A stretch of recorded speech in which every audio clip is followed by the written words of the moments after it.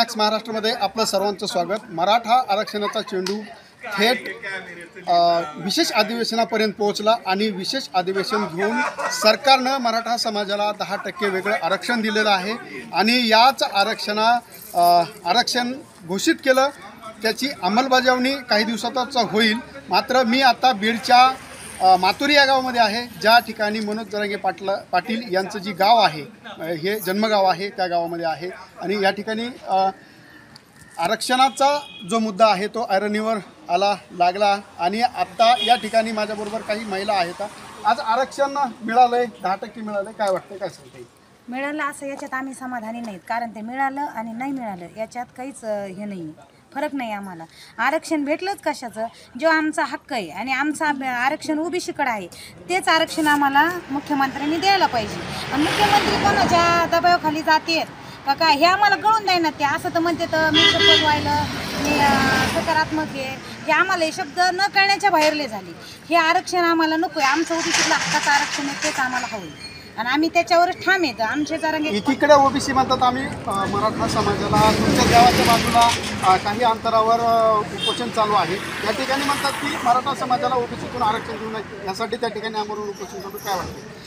मराठ्याला OBC ते त्यांच्या बापाचं मागतच नाही, आम्ही आमच्याच बापाचं मागत होत ना। आमचं त्यांच्याकडे आहे पहिलंच आणि ते आमचं एवढ्या दिवसापासून खातेच, त्यांनी आमचं आरक्षण आम्हाला द्यायला पाहिजेत आणि आम्ही आमचं देण्यामुळेच एवढ्या दिवसापासून लढत होतो आणि त्याच्यासाठी आमचं घेण्यामुळेच आमचा कितीतरी दिवस अजून बी आम्ही लढायला तयार आहेत आणि आम्ही कुठपर्यंत काही होऊ आणि कुठपर्यंत जाऊ। त्यांनी आमचं ठरवलंच ना सरकारने, मराठ्याच्या माणसं मारायची किंवा मराठ्याला त्यांनी याच्यात आणलं, अडचणीत आणलं, रडकुंडी आणलं। आज आमचे माणसाचे हात टेकले तर तिथपर्यंत त्याला की उदय नाही ना। मग आमचं काय व्हायचं तर होईल। 4 शिवाजी महाराजाचे असे किती मेले आणि किती जिंकले, तिथपर्यंत ना काही जाते आणि काही राहते, पण आम्ही आमच्या लेकरांसाठी हक्काचंच आरक्षण, आम्ही आमच्या हक्काचं जे आरक्षण आहे ते घेऊ। ताई, काय वाटतंय या ठिकाणी आज 10% आरक्षण तुम्हाला मिळालं काय? आम्हाला ते 10ची गरज नाही, आम्हाला आहे ना 50%च्या आतलं पाहिजे आणि आम्ही टिकणार पाहिजे। आम्हाला नाती लावायचं काम चाललं ना त्यांनी सरकारने, आमचं आहे तेच ओबीसीतलं पाहिजे, ओबीसीतूनच पाहिजे। आणि त्या पाटील म्हणतात ना की सगळे सोयरेच अंमलबजावणी ते झालीच पाहिजे, सगळे सोयरेच आदेश द्यायलाच पाहिजे मुख्यमंत्र्याला। माझी एवढीच विनंती आहे की त्यांनी ताबडतोब निर्णय, आणि आमच्या दादाला जर काही झालं तर सरकारला मग आम्ही उभं पेटून दिल्याशिवाय राहणार। इथून मागं पुरुषच गेले होते, आता महिला लेकरा सगळं आम्ही मग मुंबईमध्ये येणार, आमची इथपर्यंत तयारी आहे। मग सरकारने आत्ताच ताबडतोब निर्णय घ्यायला पाहिजे, एवढी माझी इच्छा। सरकारने लवकरात लवकर त्यात जो मुद्दा आहे तो ऐरणीवर घ्यावा आणि आम्हाला वेगळं आरक्षण न देता ओबीसीतून द्यावा अशी त्यांची मागणी। ताई, काय वाटतंय, काय सांगशील? या ठिकाणी आज आरक्षण मिळालं 10%। आम्हाला खुशी नाही आहे का आरक्षण दिल्यावर, आम्हाला आमचं टिकणार पाहिजे, आम्हाला आमच्या पूर्वीच आमच्या बापदादाचं पाहिजे। पण सरकारने एवढंच का नाही ते शपथ किती रात्री घेऊ शकतात, दर गोष्टी रात्री करू शकतात, मग आमचं आरक्षण का एका रात्री का देऊ शकत नाहीत? मग 7 महिने लावले तर आमचे मनोज दादा इतके दिवस झाले उपोषण करतात, त्यांची तब्येत जाऊन पाहिले तर खालावत चाललेली आणि सरकार काय बघते आम्हाला? नक्कीच आपण पाहिलं यांच्या भावना। काय वाटतंय आज, काय तुमच्या भावनात काय? शासनाने विशेष अधिवेशन घेतलं, परंतु मराठ्यांसाठी काही विशेष निर्णय घेतलेला नाही।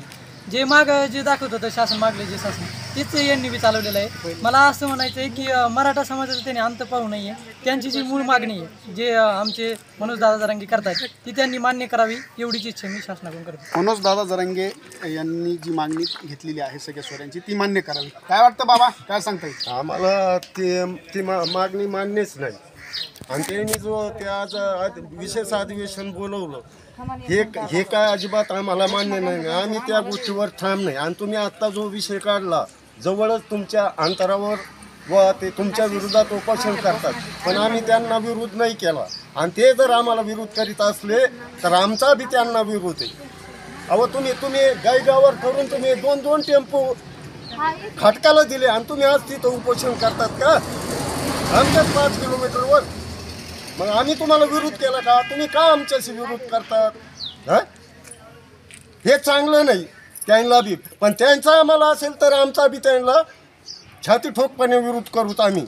नक्कीच आपण पाहिलं की त्यांचा जर विरोध आम्हाला असेल तर आम्ही पण त्यांना विरोध करू। काय वाटतंय, काय भावना तुमच्या? जे अधिवेशन घेतलेलं आहे, शासनाने जे अधिवेशन घेतलेलं आहे ते काय त्यांनी कोणत्याही समाजावर उपकार म्हणून घेतलेलं नाही आहे।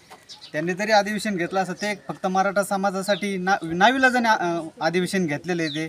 आणि ते अधिवेशन चालू व्हायच्या आधी मी बघितलं की ते अधिवेशनामध्ये जे आपले क्लास 1 अधिकारी असतात त्यांना निर्णय घ्यायसाठी त्यांनी त्या अधिकाऱ्यांना हुसकून दिलं, कारण की अधिकारी बाहेर बातम्या लिकेज करतील म्हणून. जर क्लास 1 अधिकाऱ्याला जर पंतप्रधान जर सॅल्यूट करत असतील तर हे कोण येतं की अधिकाऱ्याची हक्कलपट्टी करणारे. मग ज्याच्यावरून सरळ सरळ असं दिसतंय की त्यांनी एक काहीतरी कुबानकोचन रचून यांनी काहीतरी एक मराठा समाजाला 10% आरक्षण द्यायचं, मराठा समाज वेड्यात काढायचं आणि मराठा समाजाची कुठंतरी एक दिशाभूल करायची. मराठा समाज जर 34, 35, 36% असताना जर हे 10% आरक्षण देत असते कोणत्याच धर्तीवर देत नाहीत आणि कुठंही मान्यच होणार नाही. आणि सुप्रीम कोर्टात 100 आणि 1% हे आरक्षण चॅलेंज होणार. आणि जर मराठा समाजाचे असो किंवा कोणत्याही समाजाचे असो, जर मुख्यमंत्री साहेबच जर म्हणत असेल आम्ही कोणत्या जातीला कोणाला धक्का लावता जर आम्ही आरक्षण देणार असेल तर मग मराठा समाजाच्या याच्याने मी सांगतो की त्यांना पण मग कोणत्याच पक्षाला न धक्का लावता आम्ही पण त्यांना मतदान करू. कोणत्याच पक्षाला धक्का न लावता आम्ही पण त्यांना मतदान करू. काय वाटतं भाऊ, काय भावना तुमची? बरोबर. आता आमच्या बंधून सांगितलं की जर त्यांना गुलाल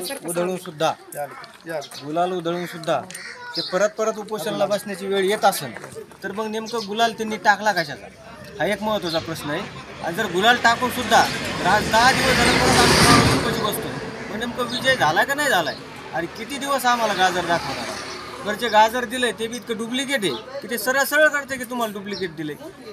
बरं विषय असा आहे की इतक्या दिवसापासून जी काही दिशाभूल चालली आता ती शासनाने कुठेतरी थांबावं. त्यांच्या लक्षात आलं पाहिजे की समाज इतक्या दिवसापर्यंत जर असं झटू नये या ठिकाणी तर समाजाचा सगळा शहाणा झाला आहे. आत्तापर्यंत जे लोक येडे होते थोडंफार काहीतरी सांगितलं ते गप्प बसायचे. आता तसं नाही, समाज अभ्यासू झाला. फक्त समाजाला हे कळलं की आता हे केल्याशिवाय आपला पर्याय नाही. आणि जर आमचा काही बांधव ओबीसीमध्ये आहे आणि आम्ही ओबीसीमध्ये का नाहीत तर आमच्याकडे जे काही डॉक्युमेंट होते हे आम्ही सादर नाही केले. आता ते आमचे सापडलेत, आम्ही सादर करायला तयार आहेत. आणि ज्या जागेवरती आमचे बांधव आहेत त्या जागेवरती आम्हाला लिहून बसा 50%च्या आतमध्ये. आता तुम्ही जे म्हणताय 50%च्या वर देऊ, हे देताय कसं आणि कुणाचं देताय हे आम्हाला काही माहीत नाही. पण ती आमची जागा नाही आहे. आम्हाला 50%च्या आतमध्ये जागा आहे आमची, त्या ठिकाणी कृपया करून नक्कीच आपण पाहिलं की आम्हाला ओबीसीमधूनच आरक्षण द्या अशीच त्यांची मागणी या ठिकाणी आपण पाहिली. रस्तावर मॅक्स महाराष्ट्र बीड.